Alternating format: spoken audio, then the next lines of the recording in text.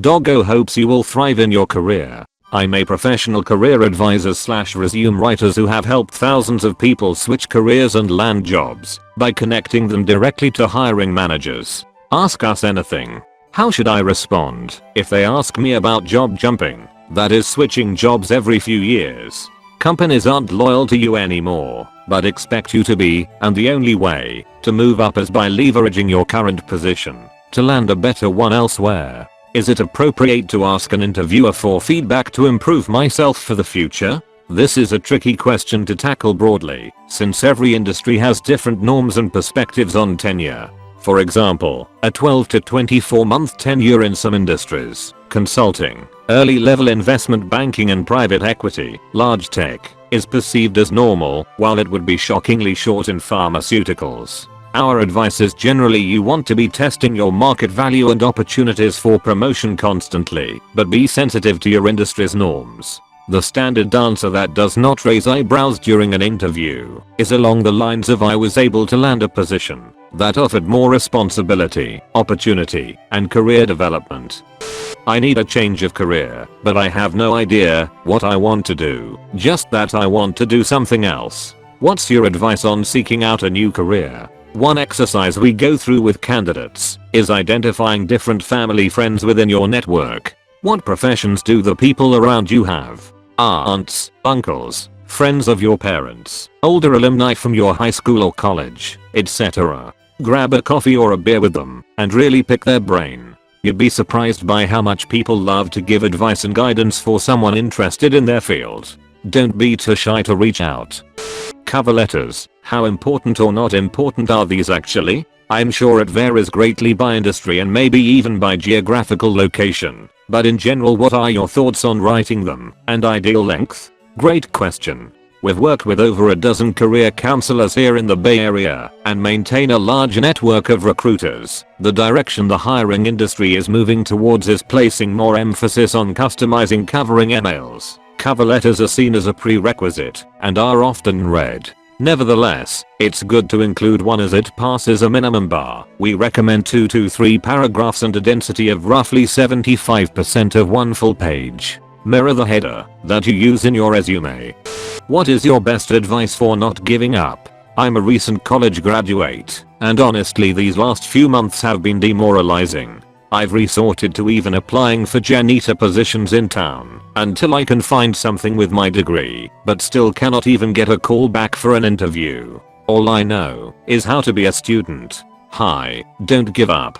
Companies like ours were started to help job seekers because the system is just so broken. What degree did you study? And more importantly, what are your strengths and interests, which can become skills down the line? Hopefully you aren't advertising yourself as willing to do anything. Remember that this process is more similar to dating than college applications. Don't forget you're also interviewing the company in coworkers.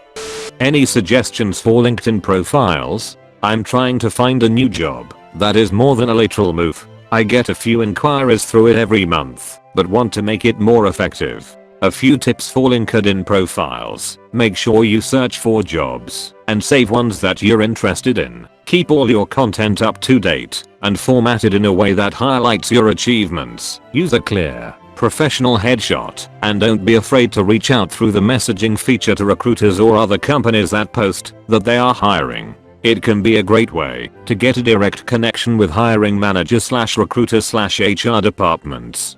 At what point in someone's career is it considered worthwhile to go more than one page on a resume? In the US, are CVs ever useful outside of academia in your opinion? What should be included on your resume if your work is more visual and lends itself to a portfolio better? Rule of thumb is if 10 years of experience, 2 pages is okay, but US preferences will always be 1 page. CVs only if you are published. If you're in the design / creative space, portfolios are expected. Make sure you have a separate document that can pass through the automated screens on job apps though. Can you elaborate on that?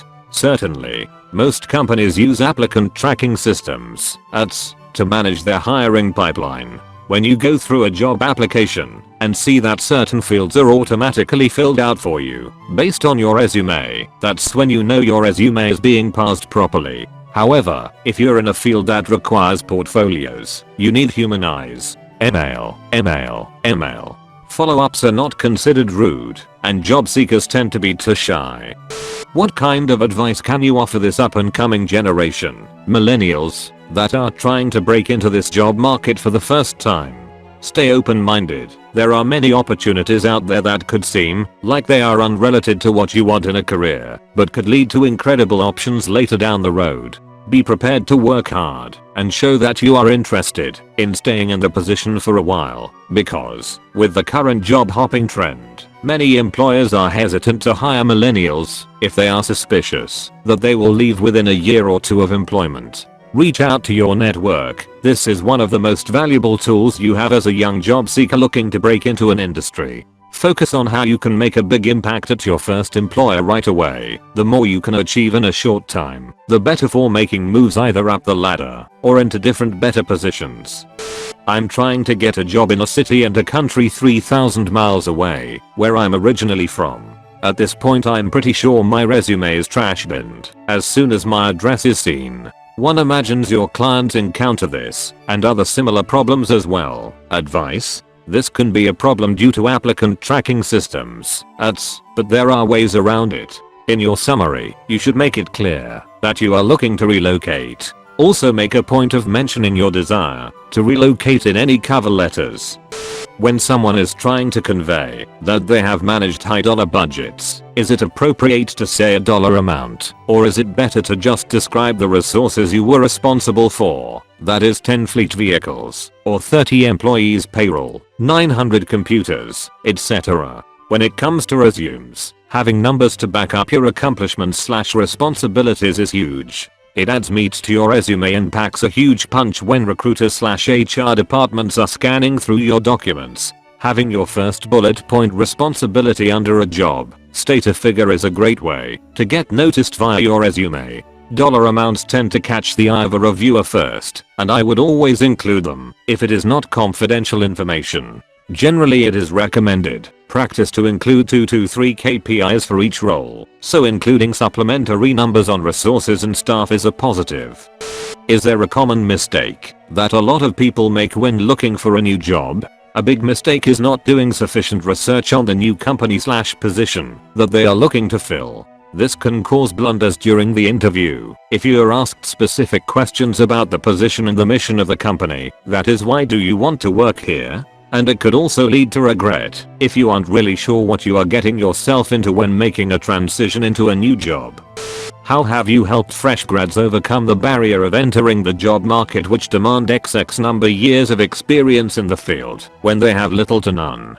A little bit of insight on how recruiters at companies think. Typically jobs available for will be broken into a variation on 3 categories: entry, students, experienced hires, and executives. If you're a fresh grad, you are looking for entry-level positions where ideally the work experience ranges 0 to 3 years. There is some leeway around applying to roles that are 3 to 5 years of experience required if you have reputable internship experience, and the years of experience are typically not a hard and fast rule for human reviewers, but we encourage you not to waste your time applying to the wrong job. Talent acquisition staff will look for a few core things in a recent graduate's resume: skill set, education, or self-learned, leadership experience, and related industry experience, extracurriculars, or interests. Best of luck. How long should I keep putting Eagle Scout on my resume before it begins to seem old/childish? If the skills you gained/used as a scout are relevant to the position that you are applying to, it's fine to keep it on if you highlight how it makes you a better candidate for the job. If it's just extraneous information about your extracurricular involvement, it's not necessary to include in your resume. How do I illustrate that I want a company that's willing to teach and train me in my industry without sounding like I'm incompetent? Interesting question. This sounds like something you would mention in a cover letter or introduction instead of your resume. Are you using an objective in your resume? I would encourage you not to. Professional summaries have replaced objectives over the past few years. Training and professional development are highly dependent on the culture of the company. I would suggest getting through to the interview stage and then seeing if they are a good fit for you. If your background is completely unrelated to the field, you'll have to do a lot of research to properly be considered. For example, if a candidate is looking to break into the field of finance but lacks experience, he/she must write the resume to highlight tangential skill sets, informal education, and side passion projects related to finance. No doubt it is very challenging to start from scratch, but you should not mention you are completely raw and need to learn on the job. Hello, my name is Jose Palacios. I'm a labor consultant based out Los Angeles, California. I've been self-employed for over 2 years now. I notice that I'm able to receive more phone calls from cold calling whenever I use the name Joe Palace. What would suggest for brownies like myself in order to stand out and not be stereotyped? Hi Jose, good question. This is a hot topic of debate within the recruiter community currently, and hiring managers are definitely becoming more aware of their biases. There have been a number of studies proving that yes, discrimination does exist. Here's a recent one. In general, we don't recommend changing the last name on resumes as it creates problems during the hiring process. However, if you are comfortable going by Joe at the workplace, that is completely acceptable to use on your resume. We often utilize this practice for Asian legal names when the candidate goes by an American name.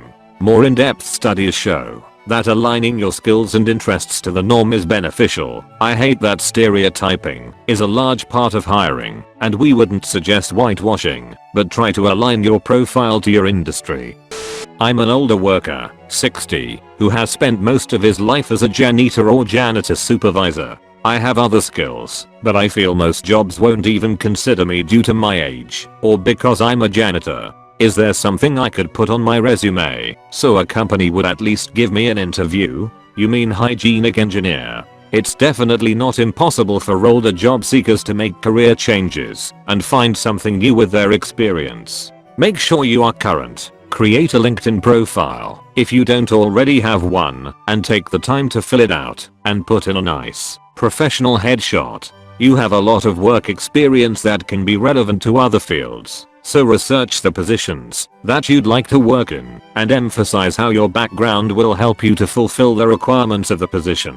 Be prepared to be flexible in terms of payment. Don't undersell yourself, but realize that if you come off as an expensive hire, you may be passed over for a younger worker willing to settle for less money. Finally, tap into your network. Talk to friends/past colleagues or anyone you know working in the industry you're looking to change into. This can be a great help in landing a new position. How difficult is it for someone to get hired in their field again if they are coming off of a year sabbatical or similar? Does it change by experience level? I have 3 years of experience in my field and would really like to do some traveling. We work with many clients who are returning to the workforce or have gaps in their work experience. It is important to mention the reasoning for any of these in both the cover letter and any warm introductory emails you sent during your job search. If the gap is less than 6 months, it is fairly normal and most hiring managers will not mention it in an interview. Given there are non-competes, garden leaves, and other common reasons for a gap, you'll only really need to go in depth if you are not working for over a year.